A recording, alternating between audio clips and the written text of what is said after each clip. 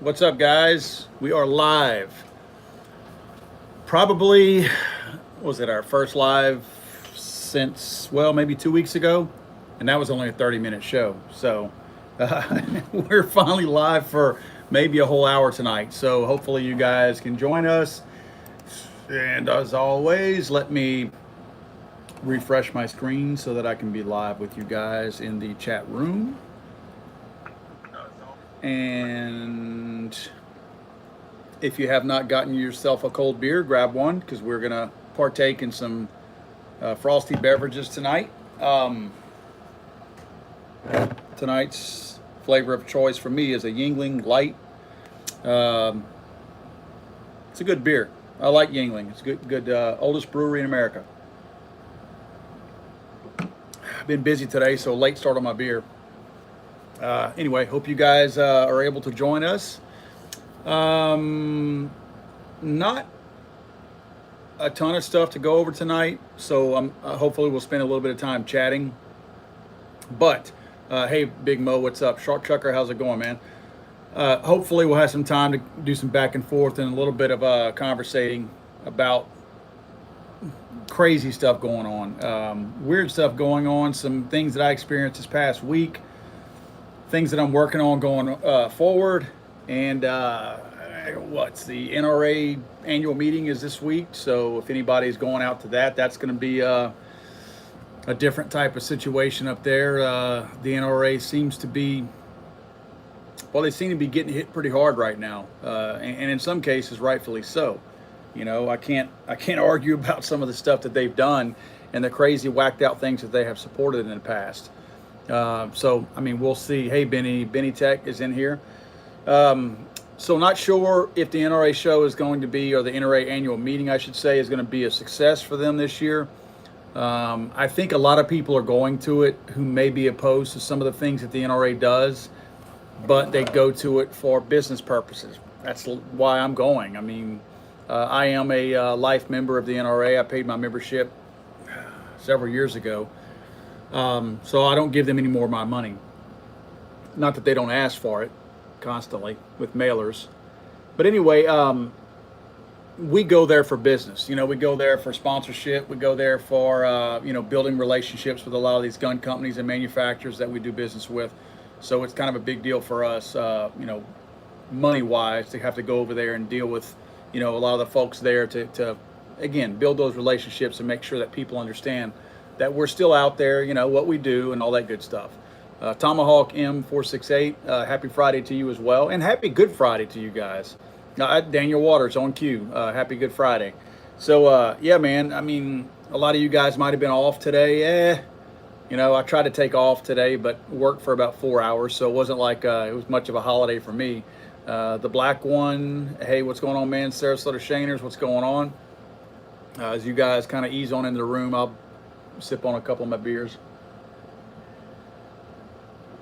Daniel Waters, what's up? Maurice Statham, what's going on? Happy Good Friday to you as well.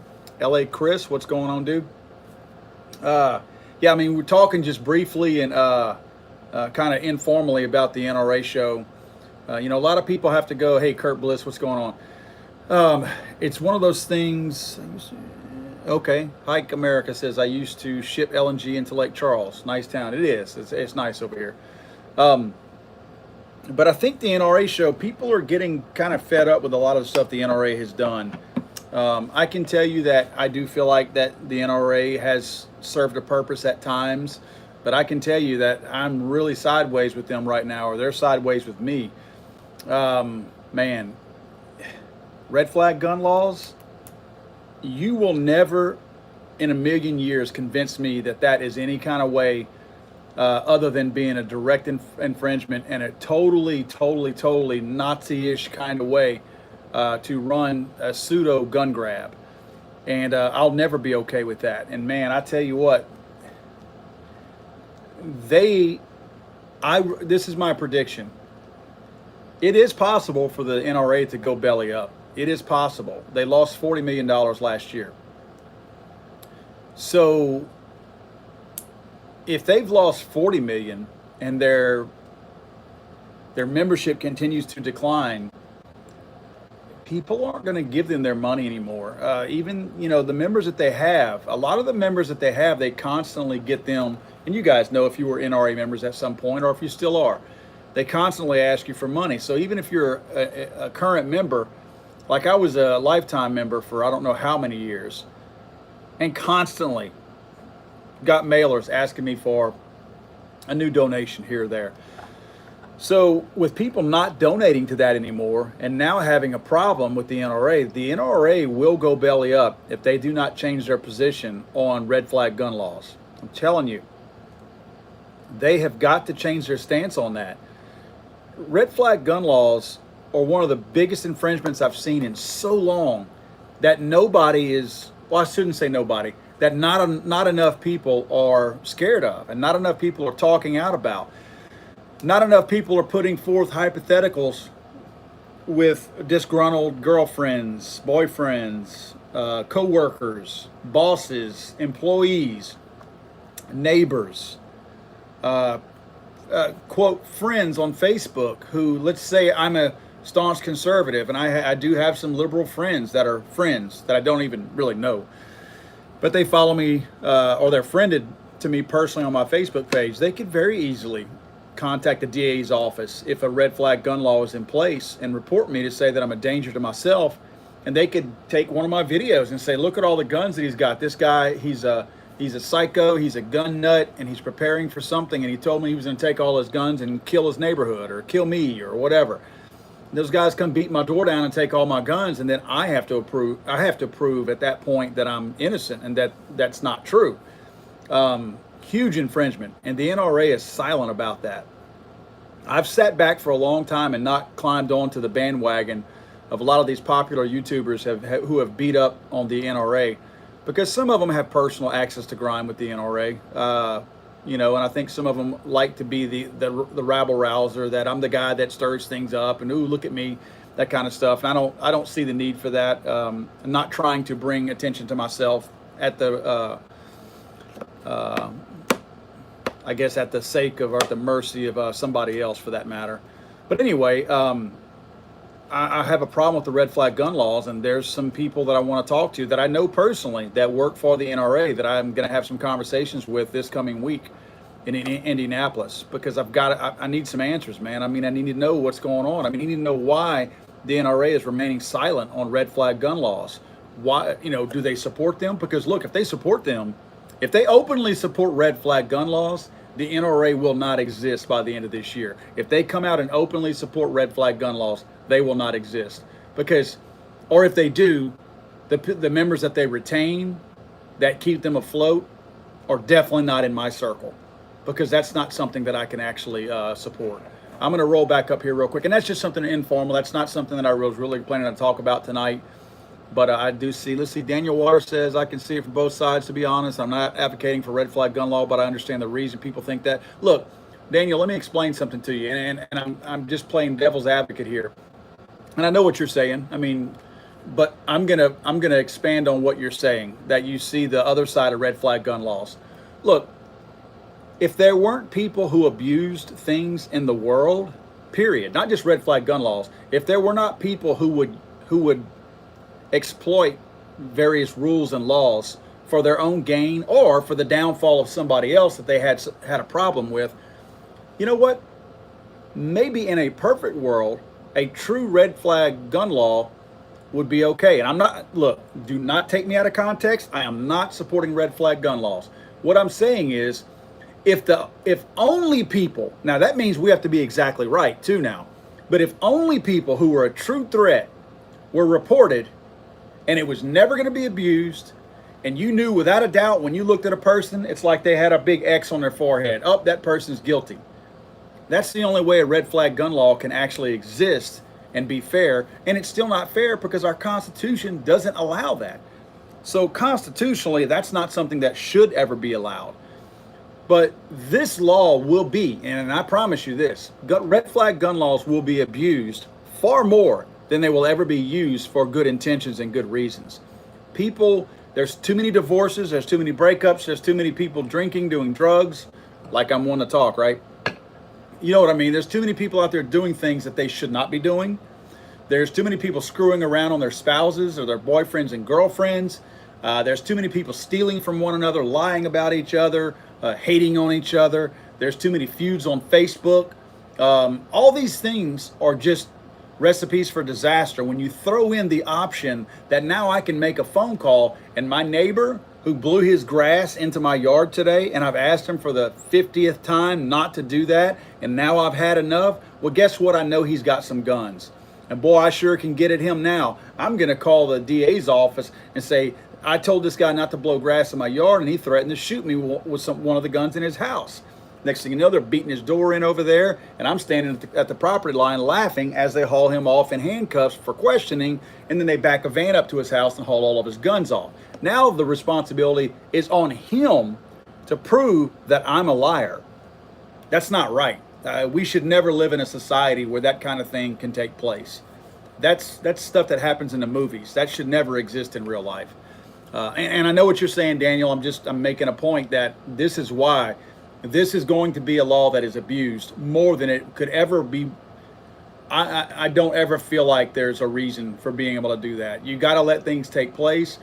If somebody, crooks are not crooks until they commit crimes. So you cannot make me a defendant when I have done nothing wrong, regardless of what you think my intentions might be. That's not the way it works. Demons Raz 616 says, yo, there's an up-and-coming YouTuber, also a lawyer called Rakita Law, who is planning on doing a firearms law 2A stream soonish. Hit him up. You'd be interesting to have on. I'll see if I can roll back through here later on and look at it. If you want to, shoot him my email address, paul@legallyarmedamerica.com. That's my email address. Yeah, Shark Chugger says, I gave up on them and they won't stop. I'm talking about the NRA. They do. They're relentless. How they call and ask for money. It's unbelievable. The staff and the money that they spend. And I realize it's it's not the NRA exactly. It's another company that, on their behalf, they're the ones that do all that stuff. But anyway, the NRA show, it is a big deal for us business-wise. We do need to, go there for work and things like that. So if any of you guys are going to be at the NRA show in Indianapolis next week, please hit me up. I don't have any of my patches in here, but I'll be bringing a couple of hundred patches, Legally Armed America patches, and probably some decals and things like that. I might even throw some shirts in my bag for anybody that I run across who watches us on here or something like that. So yeah, I'd love to do something like that. Run into you guys. I like visiting a lot of the people that we get to hang out with online and whatnot. Speaking of red flag gun laws, I want to talk a little bit about a meeting I had this past week. If any of you guys are from Louisiana, you're going to know who I'm talking about. But we have a representative of our district. I think we're the 3rd district in Louisiana, and I had breakfast with Clay Higgins. Clay Higgins is our congressman from the 3rd district over here in Lake Charles, Southwest Louisiana, that area. And Clay Higgins, it wasn't just me, by the way. I'm not that special. It was probably a dozen people that he had breakfast with. But anyway, he and I were talking one-on-one after the breakfast, and we're sitting there discussing it. And this is not I'm not trying to bash the congressman here, but I'm just telling you why I kind of fear the representation that we have in DC for all of us, not just here in Louisiana. I think it's probably safe to say that Clay Higgins is one of the more vocal Second Amendment supporters in Washington, D.C. I'm not saying he's knowledgeable about the Second Amendment, the Constitution, or anything else for that matter regarding gun rights, but I do think he fancies himself as being one of the most, outspoken and profound supporters of the Second Amendment. So, and I give him that because I don't hear anybody else, making videos, making a big deal out of all the two-way stuff, and Clay Higgins does. Or Congressman Higgins, let me be respectful, I guess. However, we're sitting here after our breakfast on Thursday, this past week, 2 days ago. Oh, shoot, yesterday. And I told him, I said, I kind of started my conversation with him, or my question with him, saying, all right, we realize that you guys in the House have lost the majority to the Democrats, so we know there's not much that you can do, specifically you, Clay Higgins, that you can do in the House, because again, you guys don't control it anymore, the Democrats do. However, I told him my concern is that we have this false sense of security that the Republicans in the Senate will somehow save us. And I told him, I said, in January, Marco Rubio presented Senate Bill 8, which is a red flag gun law. And I told him, I said, I don't call them red flag gun laws, they're confiscation laws. And I said, what are your thoughts on that? Marco Rubio actually authored the bill, has a bunch of Democrats supporting it, and even Lindsey Graham came out and said he would support it. And I said, Clay, on top of that, Donald Trump has already said, take the guns first, worry about due process next. So Donald Trump, maybe he spoke out of turn. Like I've said before, he likes to say things that he thinks people want to hear. But whether he meant it or not, he said it. And I told Clay, I said, what is your thought on red flag gun laws, and where do you stand? Even though you're in the House and y'all don't have any power right now, where do you stand on that? And this blew my mind, guys. Again, remember, this is a guy who fancies himself, and probably is, the staunchest Second Amendment supporter in Washington, D.C. right now. This is why I'm scared. Because he tells me, he turns to the other, he and I were talking one-on-one, but there were 3 or 4 other guys that were listening to our conversation. And when I asked him that, he turned to the other 3 or 4 guys as if to explain to them what I was talking about, to kind of like give them a little bit of backstory so they would, know what the conversation, where we were going with it. And he starts to explain to them, not red flag gun laws, which I specifically stated 3 or 4 times in the conversation, and even kind of explain the red flag gun laws and how they work at a really, really high level with him sitting right there. He starts to explain to these guys, as if he knows better than I do, that the law that I'm talking about is the law that, if you'll remember, Barack Obama had passed a law that if anybody from the Veterans Administration, any VA or veteran from the, whether they're in the VA or not, if they had somebody else handling their financial responsibilities, whether it was paying monthly bills, if they were disabled, or for whatever reason, that they would consider that person mentally incapacitated, and that they would no longer be able to purchase guns because, well, somebody else has to take care of their finances, so they can't be of sound mind and body, so they shouldn't be able to buy guns. Barack Obama had passed that law. Donald Trump reversed that law when he got in office, rightfully so. That's what Clay thought a red flag gun law was, because he started explaining that to everybody, and then he started talking about how they just wanted, what did he say? They were against veterans, and he was really trying to support veterans at that point. And I let him finish his sentence, and I was like, well, yeah, that's something else, and that's already been taken care of. I said, what I'm worried about now, and what I'm trying to explain to you, Congressman, is red flag gun laws, and that is not a red flag gun law, what you just talked about. So then I started explaining the red flag gun law, and look, y'all, I'm serious. Now, the Democrats have been talking about red flag gun laws for a year now. They've really been talking about it for a couple of months now. Plus, excuse me, Republicans in the Senate are proposing their own red flag gun laws. Clay Higgins did not know what a red flag gun law was, and the look on his face and the look in his eyes when I was explaining to him what it was, he was learning something, which is scary to me, because I should not be educating my congressman on what's going on in his town. That's not my job. Now, I don't mind doing it if he doesn't know what's going on and he's ignorant of a topic, but that's not my job. His job is to be telling us what's happening in Washington, D.C., and educating us so that we can support or not support whatever's going on. That scared the fire out of me. Because now I'm looking into the eyes of the person who is probably the biggest Second Amendment supporter in Washington, D.C., and he does not know what a red flag gun law is. How can he fight a red flag gun law if he doesn't know what one is and that it's being proposed? How can he go tell Marco Rubio this is an unconstitutional law if he doesn't know that it exists in the first place? That is very scary to me, guys. That's scary to me. That makes me feel like so much more pressure is on us, the voting public, those of us out here that are beating the streets and trying to make a difference and just trying to make a ripple in the ocean, you know. Here we've got a congressman, that's his job to know this stuff. You know, I realize these guys work long days over there, but they don't work hard. You know what I mean? Just because you're awake for 16 hours, that doesn't mean that you worked hard. I would imagine that most of us on this live stream right now probably work pretty hard. I don't care if you sit behind a desk or if you climb telephone poles or if you dig ditches. We all are blue collar people and we work pretty hard. People in Washington, D.C.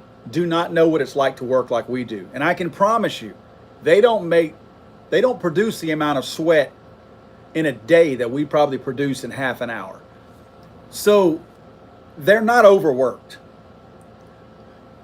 What I'm worried about is, what are these people doing if they don't know the laws that are out there? Here we are 4 months into the year, and this man doesn't know a law that was, or bill rather, that was proposed 3 months ago. That's extremely scary to me. I mean, I'm very much worried that the people that we kind of have a little bit of confidence in to maybe support us and to maybe be the people that are going to, I don't know, that we can get behind. That maybe they're not capable. Maybe they're just, it's very scary to me, guys. It's very scary to me because I looked into the eyes of somebody, and I'm not dogging him because I hope the guy took that as an opportunity to learn what a red flag gun law is and to educate himself and to now be the champion to fight red flag gun laws. Maybe that's what it will take. Maybe we do have to push them and make them wake up and understand what's being proposed out there that they're just not aware of. But again, that's not my job to do that. I shouldn't have to do that. If you're going to fancy yourself as the Second Amendment guy, you better know every single bill, whether it's pro-Second Amendment or anti-Second Amendment, that's coming down the pipe, and either get behind it or get in front of it. So that's scary to me, guys. I sat back when I left there. I was like, man, you know, the whole breakfast was good. He said a lot of good things. He talked about immigration, talked about the things that he was getting behind for immigration, all that kind of stuff. And I was like, yeah, this is good. You know, this guy, I'm liking what I'm hearing. And then that conversation takes place. And again, I can't slam him totally because he didn't appear like he was against it. The problem is, I feel like he idolizes Trump maybe a little bit too much because in his breakfast, he had a whole lot of stuff that he talked about. And I just felt like he was really, really, really like 100% into what Trump was doing. You know what I mean? Everything Trump did, he was behind. Well, if Trump is behind these red flag gun laws, then I feel like Clay Higgins is maybe not going to be behind them. Or he will get behind them rather and support Trump. So I don't know, man. I'm very scared of the red flag gun laws. I don't mind telling y'all, I think that those things that's not even a slippery slope. That is excuse my French, that's a shit show. I mean, if we get into that kind of stuff, it's already proven people are going to die. You know, they're threatening to go to people's houses to take their guns now, and people are dying. I think it was North Carolina. Somebody got shot. Somebody went to this guy's house to confiscate his guns. Maybe it wasn't North Carolina. It was on the East Coast. And somebody went to the guy's house to confiscate his guns, and he was like, no, I'm not giving them up. And I don't remember what happened, but I'm pretty sure they shot the guy. Now, he probably pulled a gun on them, but they shot the guy. And there's been more than one instance of red flag gun laws that have gone south. And there's very few of them out there. So that tells me that if they pass a federal red flag gun law, there's going to be some stuff happening, guys. Big time stuff. And I don't like it. I don't like that kind of stuff. And I'm just very much concerned. So, I mean, I felt like after talking to him that now we have to make maybe a stronger stand to, I don't know, to, I hate to say this, but to educate them. I mean, if I have to be the one to educate them, I'm game. But man, nobody has to come into my office and explain my job to me. If there's something that is a pretty big thing that I happen to be the expert about in my line of work, I don't expect some guy that doesn't do that every single day to walk in my office and educate me on what I should already know. I should be educating him. And again, I think that's a problem. I see that as a big problem. I do want to do some, we haven't done this in a while. I want to show some gun porn. I'm going to use my microfiber cloth because I feel guilty putting my hands on this thing. This is something that I'll be putting up in one of my videos very, very soon. My father-in-law has one of the most incredible and one of the most amazing Henry repeating arms. And well, I say that he's got more than just the repeating arms, or more than just the Henrys. He's got Winchesters, he's got Brownings, you name it, he's got them. But I've got this Winchester 1873 back here that I'll be doing a video on. And I wanted to do something that was that described the lineage of these types of repeating arms rifles, and on the 1873. So I wanted to start with kind of like where it all began. So I knew my father-in-law had some, Henry 1860s. Well, this is one of them, and this is one of, he's got two. This is, let me find the, serial number. This is serial number 43. He's got two of these. This is serial number 43, and he's got serial number 44. Never been fired. I'm probably going to shoot this one. But, I mean, these are beautiful. And I'm going to go ahead and touch it because I can clean it. I cleaned it up a little bit earlier. I mean, this thing is just fantastic looking. Look how beautiful that is. Now, he's got some that has all the scroll work on it, you know, on the receiver here. All that beautiful scroll work. But I told him I didn't want one of those. I wanted one that didn't, the one that looked natural from 1860. That's what I wanted. I wanted one of the normal looking ones, which also, guys, look at this. Look at the wood on this thing. Look how beautiful the wood is on that. Both sides of it. I mean, unbelievable piece of wood on that. This is a beautiful gun, guys. This is it's just a fantastic gun. Feels great. But this is kind of, I know there was some other stuff that came before the 1860, but this 1860 is kind of where this whole deal started, and that's how we got to the Winchester 1873. So I'll be doing a video on the 1873 very soon. Probably, if I don't get it out before the NRA show, it'll be right after it. But I mean, as much as I like my my Winchester 1873, this is a friggin' work of art. I mean, it's beautiful, man. I mean, everything about it. And this one is chambered in 4440. So it's not chambered in 44 like the original, but 4440, close enough. Yeah, that thing is nice, man. So I'm just happy about that. My father-in-law is a good guy. I mean, he is got one of the most impressive Henry collections that I've ever seen. And I call it a Henry collection because he's got so many Henrys, and he's just a huge fan of the Henrys. That's his favorite brand. But like I said, he's got Brownings. He's got this Browning 45, was it a 4570, I think? I think that's the caliber. He's got some really obscure calibers in some of them. But man, this thing, the Browning he has is, oh my God, the scroll work on the receiver is so detailed and fine and minute. He's never shot any of these guns. And I tell him all the time, I said, when you die, I'm shooting all these sumbitches. I mean, I bet you he's got 3 or 4 dozen Henrys and Brownings. all lever action. He's even got a, oh gosh, what is the buffalo gun? You can shoot a buffalo out to 1,000 yards. What is that crazy thing called? You guys are going to know. I know somebody in here is going to know. It's got the sight that lifts up and you really reach out there and get it. He's got one of those. He's got, what else does he have that's unbelievable? Oh, shoot, I forget what else. I think he's got a Civil War gun. He does have one of those. He's got one of the last Browning 16 gauge Satori over and under shotguns.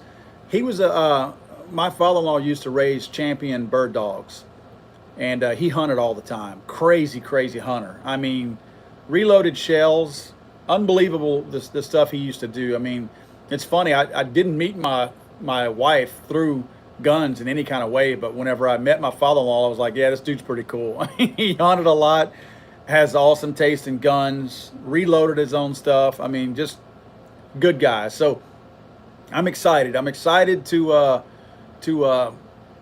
kind of do a little bit more video work. I'm gonna clean up that 1860 a little bit nicer, and then yeah, this is what the video is gonna be on.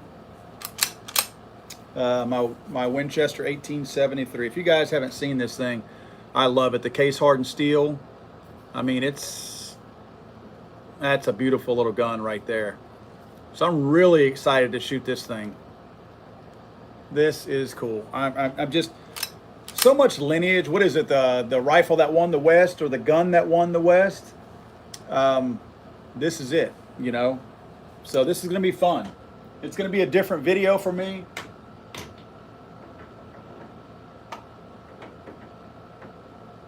I know I've done some history type things before on guns, but this is going to be a different type of history because it's the old West. You know what I mean? It's the old cowboy stuff. Can someone tell me, is it possible to reload a shotgun casing? Absolutely, it is. Yeah, absolutely. We used to bird hunt so much that's all I never bought shells. In fact, you know, you obviously not the old paper shells would swell up back in the day. I'm talking about back in the day. If you guys were born in the 80s or later, you don't know what I'm talking about. But the old paper shells, you could even reload them, but they would blow up a little bit, so they weren't so great. But plastic shells, these things will last forever. So yeah, you can reload shotgun shells time and time and time again. Yeah, I'm afraid your 22 long rifle, you're gonna have to pass on that. You might want to pass on that.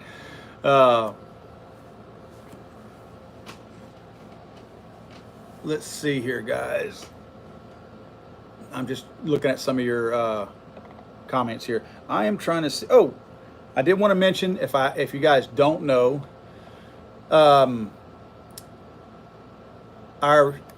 my shirts. Our t-shirt provider is now officially Eagle 6 Gear. Eagle6gear.com is their website. Man, they make good stuff, and they're good. They're veteran run, veteran owned. All their shirts, the shirts themselves, the actual t-shirt is American made, printed in America, and it's made in America. They do make caps also. However, caps are a little bit different. I'm sure the caps are made by a 3-year-old in Korea somewhere. However, they are printed here. It's just hard, man. It's hard to get American made baseball caps that don't cost $50 a piece. But they are, again, printed here and made here. They're just not, or they're not manufactured here. So anyway, but they're t-shirts. They are made in America. They are printed in America. They never leave the States unless somebody outside the United States is buying them. So definitely cool stuff. We got some new shirts coming up. I think there's one coming out this week that they're going to release. They're going to try to release one shirt every week, and the one this week is pretty cool. It's got it's kind of got a USA shield about this big on the chest, and I think it says USA inside the shield, and then at the top of it, instead of a star, it's got a small AR-15 in it, and then it's got our logo at the bottom of it. It's kind of a cool looking patriotic type shirt, and I felt like this would be a good opportunity for us to release those before Memorial Day. Put those things out there. So we got Memorial Day and July 4th coming up, so or Independence Day. So it'd been kind of cool. Let's see. Let's see.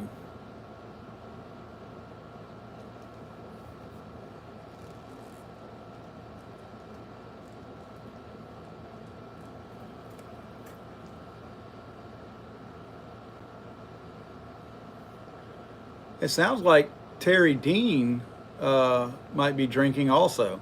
Terry, have another sip, bro. Get your whiskey, your beer, whatever. I think it's funny that we see a lot of the guys out here.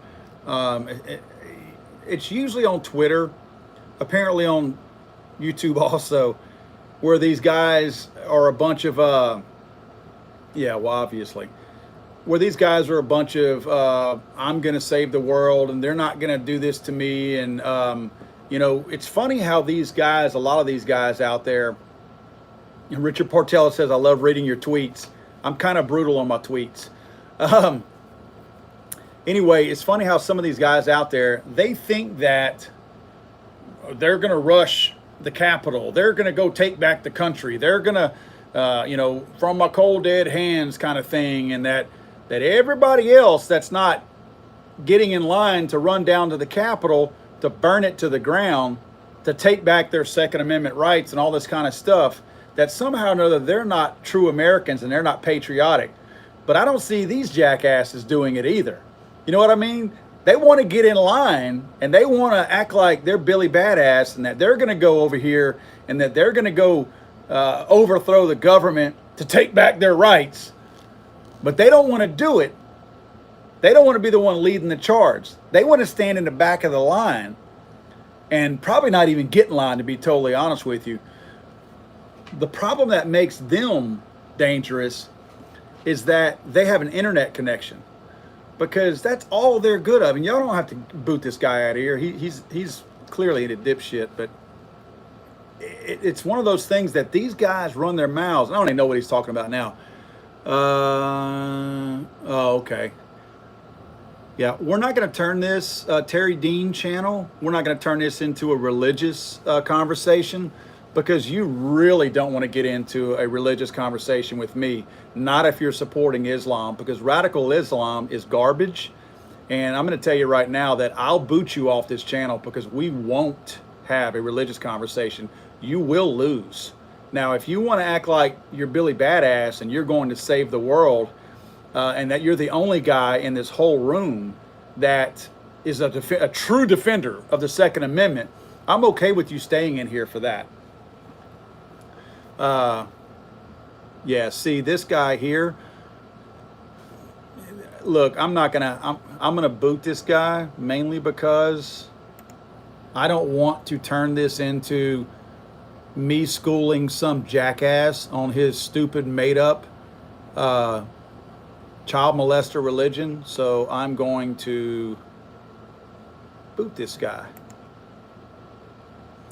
I booted this guy, guys, because I have studied a lot on Islam, radical Islam, all that kind of stuff. And there are some good Muslims out there. And I'm going to, I know most of them are mouthy like this, and they think they're better, and they're actually dangerous. They're not physically dangerous, but they're dangerous because they get weak-minded people to follow them. And I don't want that to consume our show, our live stream here, because that's not what we're here to talk about. You guys didn't come on my channel to talk about Islam, so I'm not going to allow it. I booted the guy myself. I just kicked him off the channel. Now, if he wanted to be the guy, like he was starting his conversation earlier, talking about how he is one of the guys that we're not true patriots and all that kind of stuff because we're not fighting for our rights, I would have allowed that to stay in here, because those kind of people drive me nuts. We see it all the time. I see it on Instagram posts, not necessarily mine, but some that I might be commenting on from some other people. I see it on YouTube. I see it on Facebook. And these guys get out there and they're like, where are y'all at? You know, where are you? You talk about this, but you never do anything. Well, what are you doing? What are you doing? You're over here trying to scold us that we're not doing enough. I'm on a live stream talking about constitutional rights. What are you doing with your time? You're watching me. How come you don't have your own live stream? How come you're not partaking in this? It drives me nuts when these guys who don't do anything to try to actually defend the Second Amendment come on my channel or anywhere else and act like they're the only ones defending it. And because you and I aren't over there trying to burn the Capitol building down, that somehow or another we're not doing our part. Bull crap. Don't bring that in here. I can promise you, I recognize a lot of names on this live stream, and I see a lot of people in here who work their butts off to try to work for the Second Amendment and to try to do things for the Second Amendment. I'm not going to allow somebody to come in here and dog all of us as if we're not doing anything when I don't know who this idiot is. So if I haven't heard of you, then clearly you're not doing anything because no one knows who you are. I'm not saying you got to make a name for yourself or fight for the Constitution.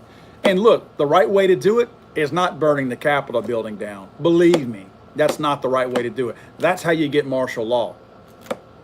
My point is, people like that want to act like nobody else is doing their part except for them when they've done nothing. And that drives me absolutely batty insane. Two things drive me crazy. It's people being unfair and hypocrites. Those two things completely drive me insane. If you're not being fair to other people, drives me crazy because fairness guides me. I don't know why, and I know it doesn't guide everybody the same way, but I'm always about fairness. I can't stand seeing people get bullied. I don't like anybody getting a leg up purposely on somebody else, and I cannot stand a hypocrite. I cannot stand a person who is acting like they're the one leading the charge when they're in the back of the line hiding behind everybody else. You're not leading anything when you do that. But then he threw in all this, so wanted to start lecturing you guys on how Islam was going to dominate the world. That's not going to happen here. If somebody else wants to have a live stream and talk about that, I'm happy to go over there and school this person on it and talk about how his prophet is a child molester. I'm happy to go talk about that, but I'm not going to do it on our channel here, guys. Again, I know y'all didn't come here for that. Yeah, let me repeat this again, guys. What we said earlier, the NRA show or the NRA annual meeting is this coming weekend in Indianapolis. Drink them if you got them, guys. I am actually going to... It's only my second beer, so I'm starting another one. I'm going to be in Indianapolis from Thursday to Sunday, and I will have, I'll have some of our T-shirts. I've got 4 or 5 different ones that I'll be bringing up there. I'll try to bring. Ty J says he's on duty. Sorry, bro. I'm not trying to get you in trouble, man. I'll try to bring some different sizes up there and put them in my backpack, and hopefully I can run into some of you guys. Please, please, please reach out to me. Look for me. I'll be everywhere, but I'll probably I'll be wearing a T-shirt and blue jeans, guys. That's how I roll. You know what I mean? That's just my thing. I mean, I used to go there and dress a little bit nicer because we are doing business with, you know, some of these companies. But I finally got to the point where I can be myself and just be who I am, you know, and not feel like I got to dress up and act a little bit different for some of these companies, because now I guess they kind of appreciate where we're at. So I look forward to meeting you guys. I'm going to bring a bunch of patches. I'm going to bring whatever decals I can dig up, and I'll give them away for as long as I can. We actually have some pretty cool little bottle openers. They're kind of like keychain bottle openers. It's a dog tag, basically. It's got the little chain of a dog tag, and then it looks like a dog tag, and it has our logo on it. And it's actually a bottle opener for cracking open a bottle of beer. So I'll bring a handful of those down there also. It's always fun to see the anti-gun people that come out. But I tell you, man, there's so much crazy stuff going on. A lot of these top YouTubers, and I'm sure some of them get paid money from Gun Owners of America. And I think Gun Owners of America is a great, I believe it's a great organization. They do a lot, very, very in-depth. I feel like they work extremely hard, but I don't get paid from Gun Owners of America. I don't get paid from them, but I feel like some of these other top YouTube guys do, because they really, really, really go overboard, and they really, really, really hate the NRA. There's a lot of things to dislike about the NRA, but they really dislike the NRA. So I don't get paid from any of them. I don't get paid from the NRA. We used to actually, on our website, we used to have a button on our website where you could actually sign up for the NRA. And because I never wanted anybody to say that I was a shill for the NRA, they actually have programs, and all these top YouTube guys who hate the NRA now, they all used to get paid by the NRA. They all used to get paid by the NRA. Like Hickok, Hickok is still for the NRA, but he gets paid a lot of money for the NRA, because what happens is you get your own affiliate code. Every time you click on, these guys are not trying to sell you on all of these things just because they're nice guys. They make money off of it. So when you click on the button, you used to could go to Legally Armed America, you would click on the button that says sign up here for the NRA. And when you clicked on it, technically I would get $25 for every person who signed up for the NRA through my website. Like it was tied to my page. I never wanted to be tied to that. Don't get me wrong, I like money and I don't mind getting paid for things, but I felt like that wasn't the right way to get paid, because someone would think that somehow or another I was making money off of it. So you can donate your money back to the NRA. So what I was doing was anybody that signed up under Legally Armed America, that $25 would not come to me. It would go back to the NRA. So back to their bottom line. So that's how I did it. And like I said, all these top YouTubers who now hate the NRA, they all used to make really, really big money from the NRA. So I know they're not losing money now. They got to be getting paid from some of these other guys. So whatever. Yeah, I guess that Zephyl or Zephyl, is an NRA sign up $25 a year or something? Yes. It was depending on what thing they signed up for. It could be, if it was a life membership, you got so much money. If it was an endowment membership, there were different levels, and you got X amount of dollars based on whatever level somebody signed up for.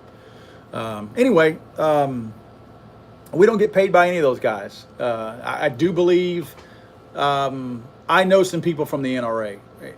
I know people who work directly for the NRA. There are some very good, very strong Second Amendment people with the NRA. However, there are some really corrupt people who work for the NRA too. Now, I also know that the Gun Owners of America is a great organization. Firearms, Firearms Coalition of America or something like that. There's several good gun organizations out there. There's some guys doing some really good work nationwide for these gun organizations. There's also some state organizations that you probably want to look into. If your state has its own organization, that's always a good thing to get involved in, because those state organizations, they work at the local level. So there may not be anybody putting pressure on your politicians, your state senators or representatives.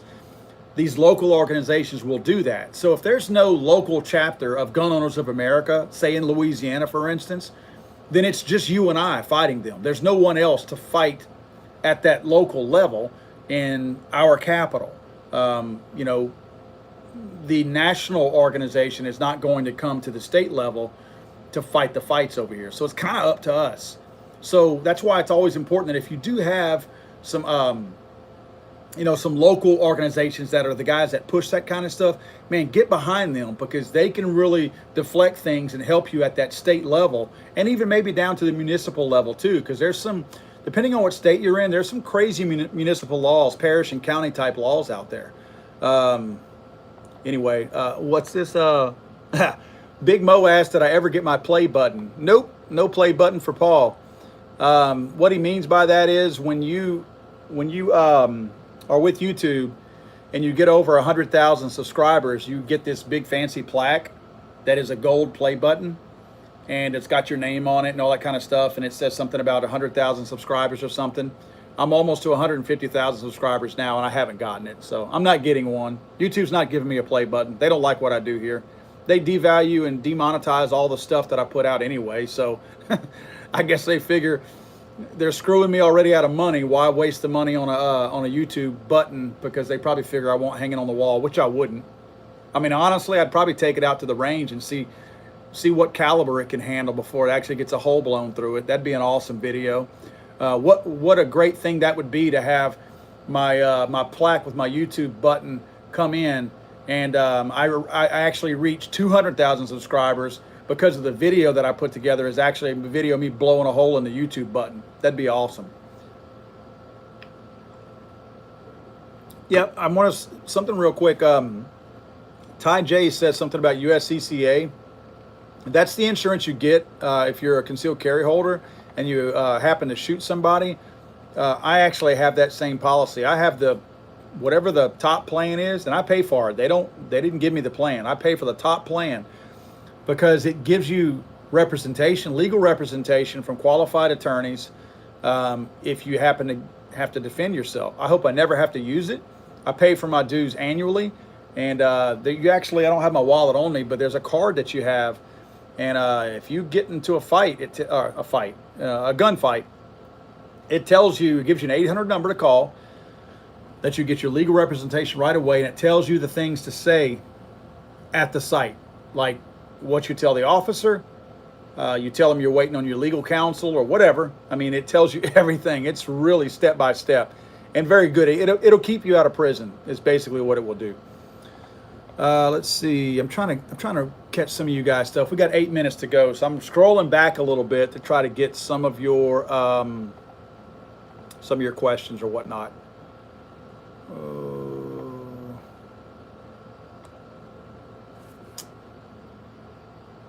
Hey, Nancy showed up. Nancy, good to see you. Fresh Fowler says, you're a true American, Paul. Thank you, man. I appreciate that. Court Wilson says, Paul, if you got knowledge on Gun Owners of America, can you explain them a bit?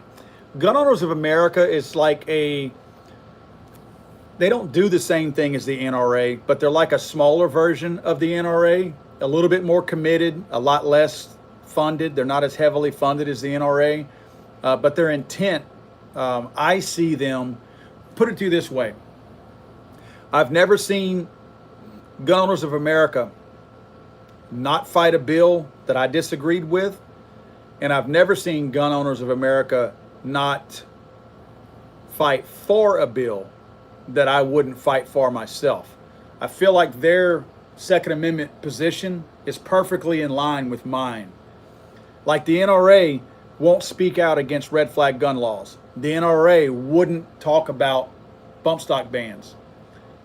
Gun Owners of America, they believe like I believe.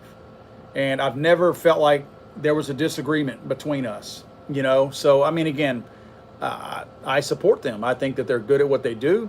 I don't support them just because some of these other top YouTubers are getting paid good money to go out there and talk about how great they are. I support them because they're great organizations. And I think they're doing noble work.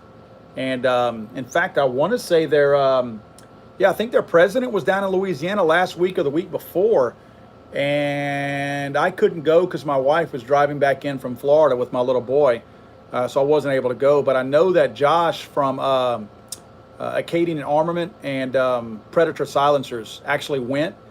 And he emailed me a lot of what they talked about. And it sounded like it was a great, great meeting. I mean, the guy, Pratt, I think Eric Pratt maybe, is the guy's name, the president. And he came to Baton Rouge. And yeah, I mean, the guy sounds like a straight up guy. I don't know him and I've never met him, but I've heard really good things about the guy and Gun Owners of America.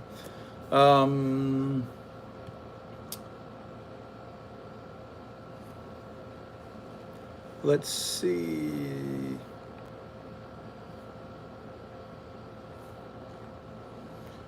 Okay.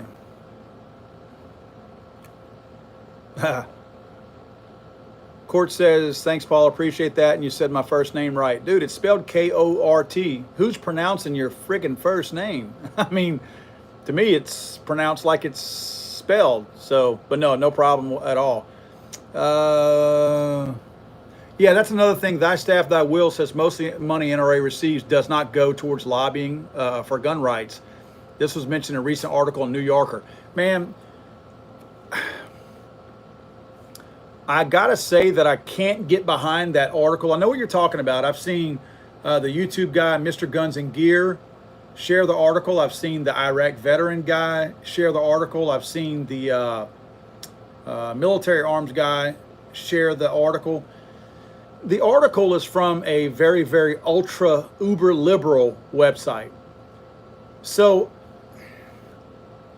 to try to not be a hypocrite,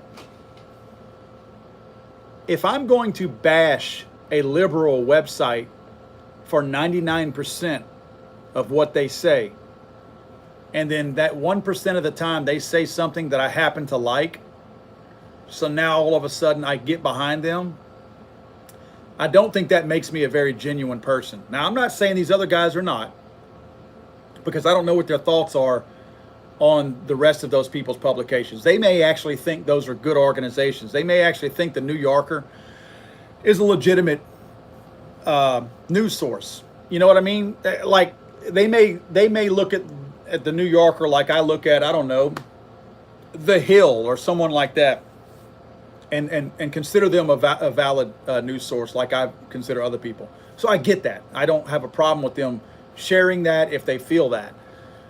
But I know the New Yorker is a liberal rag, and they're a bunch of hacks. And I believe they got that story from Media Matters, which it's a George Soros funded organization that is straight up liberal and New World Order type crap and all that. I mean, it's I'm not making this up, and it's not a conspiracy. I mean, it's all common knowledge.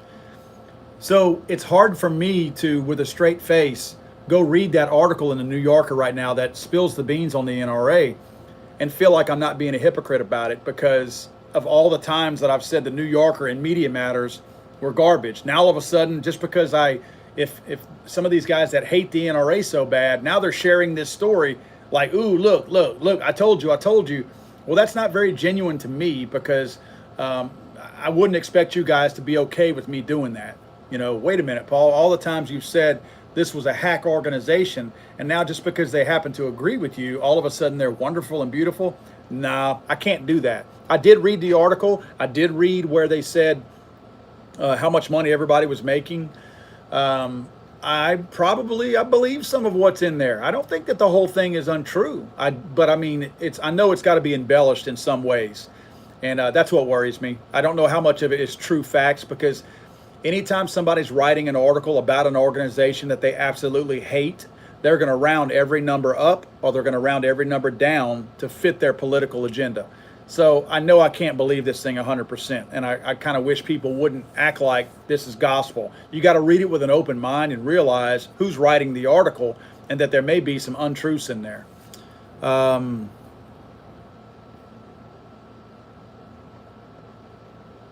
Let's see, guys. I'm trying to get back down to some of y'all's.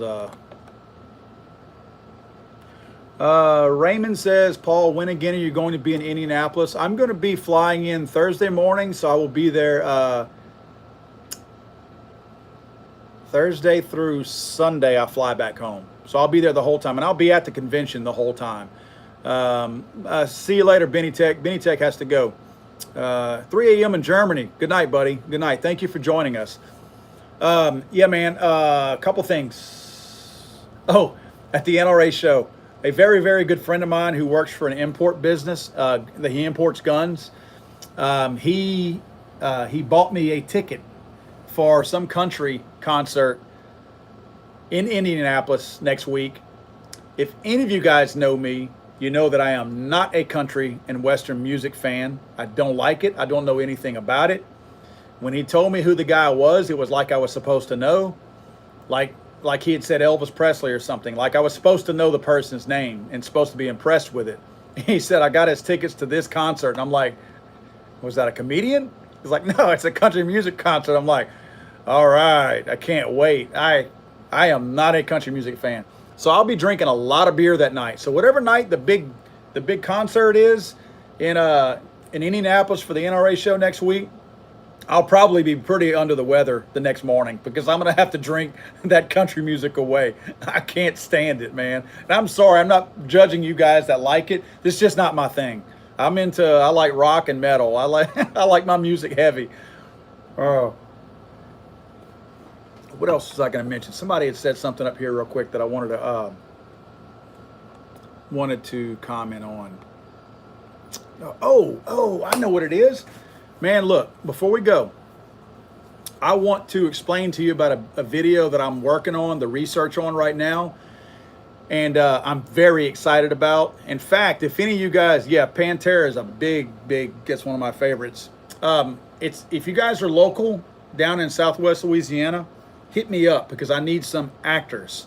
I'm going to be doing a video on the whole. Basically, I'm going to be recreating the Miami-Dade shooting of the 2 bank robbers and the 8 FBI agents. I've been doing a ton of research on it. I've ordered some books on it. I've ordered some forensic books that show bullet wound entries, what calibers entered, where they exited, all kinds of stuff like that.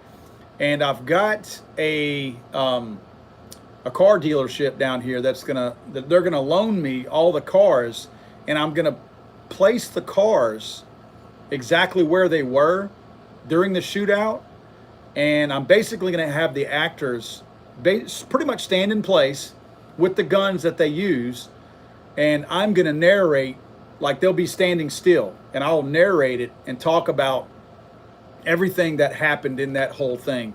It's going to be cool, guys. It's going to be cool. It's going to be interesting. It's going to be a first-hand look at all this stuff. I just think that everything is going to really be interesting, how I'm going to be able to lay it all out, what happened, the order of what took place. This all took place in right around 4 to 5 minutes. So I'm going to be able to explain all that. So I'm excited about it. It's going to be a fun video. So yeah, any of you guys, and I'm loving all these band names you guys are talking about, every one of them. Iron Maiden, Black Sabbath, AC/DC, Ozzy Osbourne, all that's good stuff. So yeah, if you guys are in Southwest Louisiana, email me, paul@legallyarmedamerica.com, and you'll be a good guy or a bad guy. And I'd love to have you guys. I don't have a date yet, but it'll probably be in the next 2 to 3 weeks that I'll do it. And we'll definitely, we'll make a cool video out of it. It's going to be very, very cool. Guys, I'm going to bug out of here. I'm going to run downstairs. And I hope I get to see some of you guys in Indy next week. I love doing stuff like that. Oh, and thank you, Vivid Flash, says I like the stream and subscribe to you. I appreciate that, man, very much. I appreciate people who take the time to do that kind of stuff. But yeah, guys, if you're in Indy next week from Thursday to Sunday, this coming Thursday through Sunday is the NRA annual meeting in Indianapolis, Indiana, and I will be there for 4 days. And I would love to meet some of you guys, shake a hand, chat. If we're out at night and you see me, come tap me on the shoulder, drink a beer together. Look forward to catching up with you guys. I doubt I will do a live show next week because, again, I will be in Indy. So unless something works out perfectly, I doubt I'm going to have an opportunity to do a live stream. So I'll skip next week. Today's Good Friday. I don't care what your religious beliefs are, but I hope if you celebrate anything this weekend, whether it's Easter or whatever else it might be, that you have a good one. I hope you have, get with your family, friends, people who are near and dear to you, and have a good time. If you get a chance, take them out to the range. I always say this: if it's a young person, take a young person out, show them a little bit of guidance and responsibility. I got to tell you guys real quick that one of the coolest things I ever did was taking my wife's nephew out to the range. He was 16 or 17 years old and never fired a gun in his life before, and he got to go out and shoot an FN Scar M16. A Tommy gun, all kind of cool guns. So that was a great feeling. It felt good for me to be able to introduce him to firearms for the first time. So if you get that opportunity this weekend with family coming into town, please do it, but just do it safely and responsibly. Have a good time, but please be safe, guys. We will see you guys most likely in a couple of weeks, unless I see you